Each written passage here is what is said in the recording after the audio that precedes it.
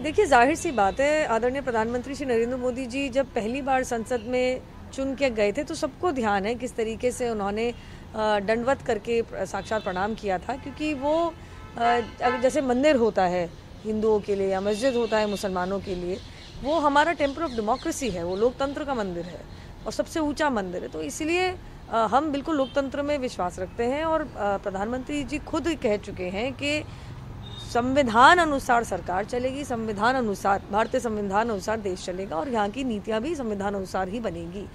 तो जो भी सवाल है गैर लोकतंत्र हटकंडे अपनाने से अच्छा है कि वो बाकायदा संसद के पटल के ऊपर ओपन डिस्कशन हो, एक अच्छी बहस छिड़े और क्या पता क्या अच्छी चीज़ उसमें से बाहर निकले।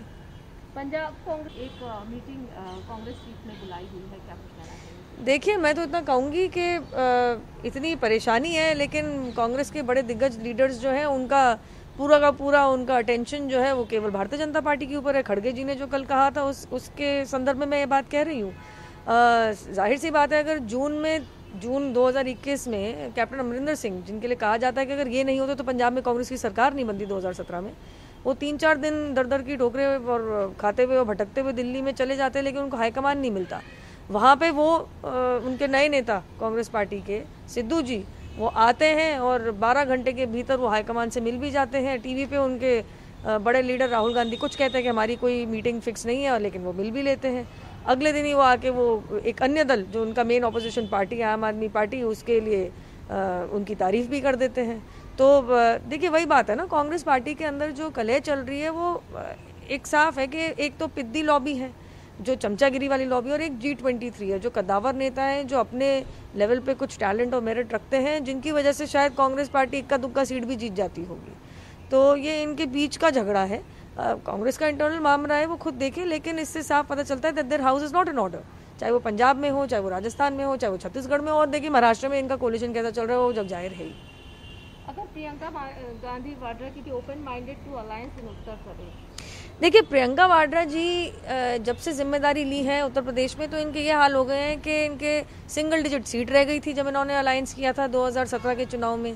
लगभग 6% से ऊपर इनका वोट शेयर गिर गया था, सिमट के रह गए। तो ये भी कि 2019 के अंदर राहुल गांधी खुद अमेठी का चुनाव हार गए थे, और जब इन्होंने चुनाव में कैंपेन किया था इससे पहले तो क्या हर्षे हुआ था, इन भली भांति पता है कितना कम मार्जिन हो गया था 2014 में। 2017 में तो मैंने आपको बता ही दिया क्या हुआ था, और 19 में तो खुद ही राहुल गांधी को बाहर कर दिया उत्तर प्रदेश की जनता ने। तो ये अपनी कुछ भी अलायंस स्टिच करें, वो तो डेस्परेट है, वो कुछ भी हथकंडे अपनाते हैं। इनको दिखावा ऐसा है कि हमारे को बेटियों की, महिलाओं की बहुत चिंता है उत्तर प्रदेश में, जबकि योगी जी के कार्यकाल के अधीन लगभग 60% से ऊपर रेप केसेस में गिरावट आई है, ओवरऑल क्राइम रेट में 30% से अधिक में गिरावट आई है। और वहीं राजस्थान में एनसीआरबी की रिपोर्ट कहती है कि अव्वल नंबर पे है वो राजस्थान इन क्राइम्स अगेंस्ट वुमेन, और आए दिन वहाँ पे कैसे मतलब डराने वाले वहाँ पे किस्से आ रहे हैं महिलाओं के खिलाफ दुष्कर्म के, और किस तरीके से प्रताड़ित किया जा रहा है हमारी बहू बेटियों और बहनों को। तो वहाँ पे तो वो नहीं जाती, वो वहाँ की बेटियों की इनको चिंता नहीं है, बस अभी उत्तर प्रदेश जा रही है, उनको लगता है कि सारी राजनीति वहीं से होगी। लेकिन मैं कहूँगी कि किसी से भी अलायंस बना ले, उत्तर प्रदेश में भारतीय जनता पार्टी का परचम फिर से लहराएगा। संजय राउत जी के इलेक्शन कंट्रोल बिल जो उत्तर प्रदेश सरकार लेकर आ रही है, उसको लेकर उन्होंने यहाँ पर कहा है कि हम वेट एंड वॉच करेंगे, क्योंकि निश्चित तौर पर जनसंख्या एक बहुत बड़ा विषय है उत्तर प्रदेश और बिहार का, और इसका असर दूसरे स्टेट पर भी पड़ता है। लेकिन चुनाव के समय आखिर इस तरीके के बिल को, देखिए, मैं कहूँगी कि कहीं ना कहीं ये कह देना कि आपके प्रदेश में जनसंख्या और हमारे प्रदेश में का, मतलब ये ठीक नहीं है। जनसंख्या पूरे देश की है। हाँ, ज़रूर नीतियाँ एक एक राज्य अपनी बना सकता है, कानून भी अगर उत्तर प्रदेश की सरकार लाने को, मतलब वहाँ की लॉ कमीशन, उत्तर प्रदेश की सरकार ने तो ऐसा कोई आदेश नहीं दिया, लॉ कमीशन कह रही है लाने को, तो कुछ ना कुछ उसमें सोचा ही होगा। लेकिन ये कलेक्टिव कॉन्शियस वाली बात आ जाती है। संसद के अंदर लगभग 37 ऐसे बिल टेबल कर दिए गए हैं जिसमें बहुत कोशिशें की गई, और मैं सिंस इंडिपेंडेंस की बात कर रही हूँ कि किसी तरीके से जनसंख्या नियंत्रण कानून आना चाहिए देश के अंदर। लेकिन जैसे केंद्र सरकार ने सर्वोच्च न्यायालय में कहा है कि हम किसी से जोर जबरदस्ती नहीं कर सकते, ये कांग्रेस वाला शासनकाल नहीं है जहाँ पे आप जोर जबरदस्ती करके, नसबंदी करके आप जनसंख्या नियंत्रण करने की कोशिश करेंगे। ये बातचीत से हो सकता है, ये नीति लागू करके हो सकता है, ये कुछ इंसेंटिव्स और डिस्करेजिंग मेजर्स ला के हो सकता है। तो ये कहीं ना कहीं इसमें बहुत लार्जर डिबेट की सभी स्टेक होल्डर्स के साथ मिलके इसकी ज़रूरत है। लेकिन मैं इतना ज़रूर कहना चाहूँगी कि अभी विपक्षी दल, कभी शरद पवार जी कह रहे हैं कि हाँ जनसंख्या नियंत्रण कानून की ज़रूरत है, अब संजय राउत जी कह रहे हैं। तो ये जो पूरा ऑपोजिशन है, विपक्षी दल है, इनकी आपस में इनकी क्या सूझबूझ है, क्या समझ है, क्या इनके यूनिटी है और क्या इनको आपस में चिपकाता है, सिवाय इसके कि कहीं ना कहीं से कुर्सी मिल जाए। बीएसपी सुप्रीमो ने यहाँ पर साफ तौर पर कहा है कि ब्राह्मण जो है वो आने वाले चुनाव में बीजेपी को वोट नहीं करेगी और बीएसपी जो है वो 23 जुलाई से लगातार ब्राह्मण सम्मेलन करने वाली है अयोध्या की अगर बात करें। दूसरी तरफ ये भी उन्होंने एश्योरेंस दिया है कि ब्राह्मण के जो इंटरेस्ट है वो बीएसपी में सेफ है। कैसे देखती हैं? देखिए, वैसे तो जातिवाद के ऊपर आज की तारीख में इस तरीके से बातचीत नहीं होनी चाहिए। लोकतंत्र के अंदर जैसे आदरणीय प्रधानमंत्री जी कहते हैं सबका साथ, सबका विकास, सबका विश्वास, हम एकजुट हैं। हमारी सबसे पहली आइडेंटिटी है कि हम भारतीय हैं।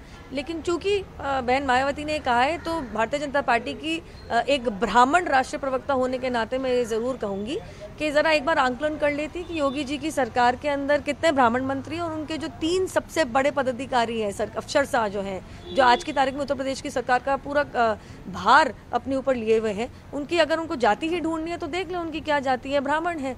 लेकिन मैं इतना ज़रूर कहूँगी कि ये कहीं ना कहीं धार्मिक आधार पे और जाति के आधार पे जो राजनीति करती हैं बहन मायावती जी, ज़रा इस पे गौर करें कि जब उन्होंने BMW का नारा दिया था और इसका इस्तेमाल करके वो सरकार में आई थी, सत्ता में आई थी, तो किस तरीके से उन्होंने BMW के नारे का मैं कहूँगी गलत इस्तेमाल करके उत्तर प्रदेश के ट्रेजरी बेंच का पैसा किस तरीके से खसोट लिया था, जिसके लिए आज तक वो सर्वोच्च न्यायालय के ऊपर के अंदर उनकी खिंचाई होती है। आज तक उनके ऊपर केसेस हैं इस बारे में कि जनता जनार्दन की भलाई की जगह आपने पार्क बना दिया और वहाँ पे अजी बहुत मॉन्यूमेंटल वहाँ पे आपने कुछ स्ट्रक्चर्स बना दिए, जिसके ऊपर आज आपसे कोर्ट कचहरी आपसे सवाल खड़े करती है हर रोज़, जिसके लिए आपको जवाब देना पड़ेगा। और वही मुझे याद आता है कि आज ब्राह्मण की बात करी, लेकिन 2019 के अंदर जब इन्होंने शंखनाद किया था अपने चुनाव प्रचार का, अच्छी तरीके से याद, उन्होंने किस तरीके से कहा था सारे मुसलमान दलितों के साथ मिलके आप वोट करो। तब उनको ब्राह्मणों की याद नहीं है, क्योंकि उस चुनाव में उनको कुछ और कैलकुलेशन लग रही थी।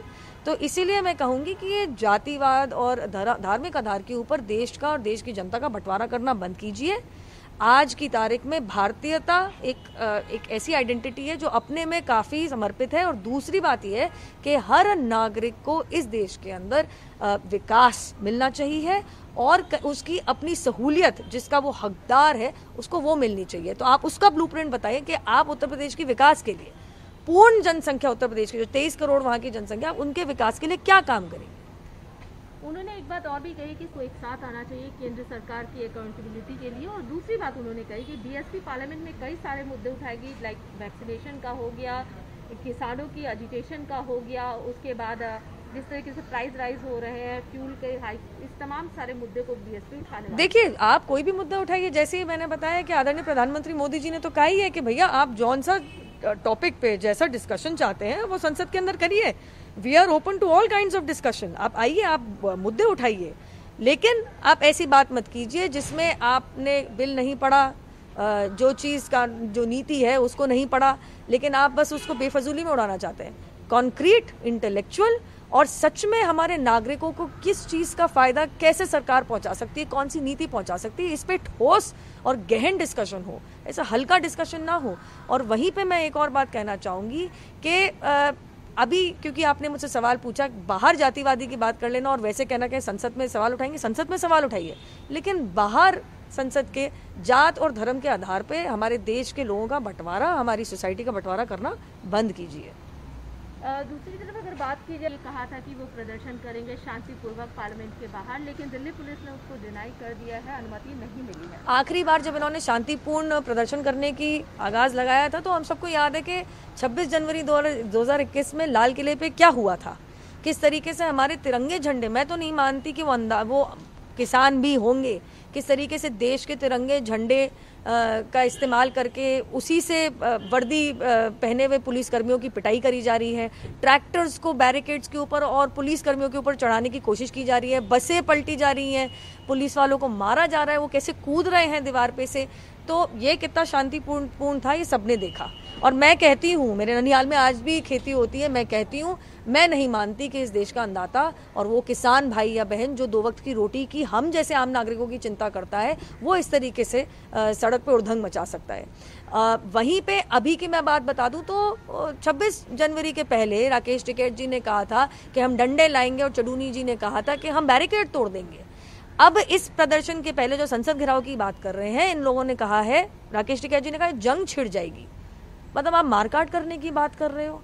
आपसे 11 बार केंद्र सरकार बात कर चुकी है। आपने 3 मुद्दों पे आपने ये प्रदर्शन छेड़ा था कि एमएसपी की गारंटी ले, सिविल कोर्ट को ओपन करे एसडीएम के ऑर्डर के खिलाफ भी, और तीसरा कि हमारी जमीन के ऊपर कोई सौदा ना हो।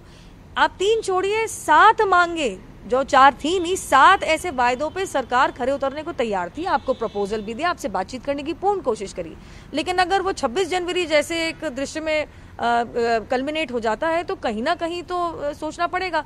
और रही बात दिल्ली पुलिस की, देखिए वो तो लॉ एंड ऑर्डर की सिचुएशन को देख के अपना निर्णय लेंगे ही।